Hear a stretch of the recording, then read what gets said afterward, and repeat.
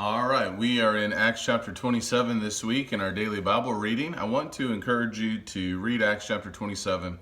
There's a lot of information in it. There's a lot of powerful information in it that Luke gives us.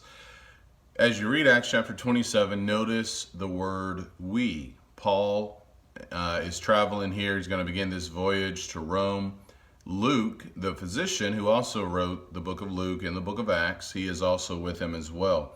That's how it begins. When it was decided that we would sail for Italy, they proceeded to deliver Paul and some other prisoners to a centurion of the Augustan cohort named Julius.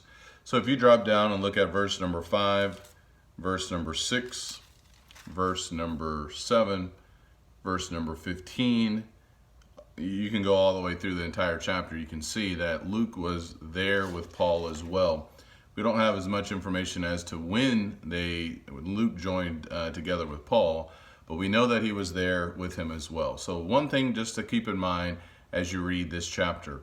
The second thing I'd ask you to think about is, I believe this is a great chapter looking at the providence of God. There's no miracles that take place in this chapter. We do see a vision from the angel of God to Paul, but with respect to Paul and the 276 men that are on the ship, there's nothing miraculous that's taken place. And yet God is going to deliver all of them. And I believe this is a great example of God providing for Paul and others at this time. We know that the centurion named Julius is mentioned in verse number 1. Then by the end of the chapter, in verse number 43, he is assisting Paul. And so you see these means by which Paul is going to be given by others, or means that others are doing for the sake of Paul to help him during this time. And it appears to me, at least, God is providentially providing for Paul, making sure that he and the others arrive safely and that indeed he will get to Rome.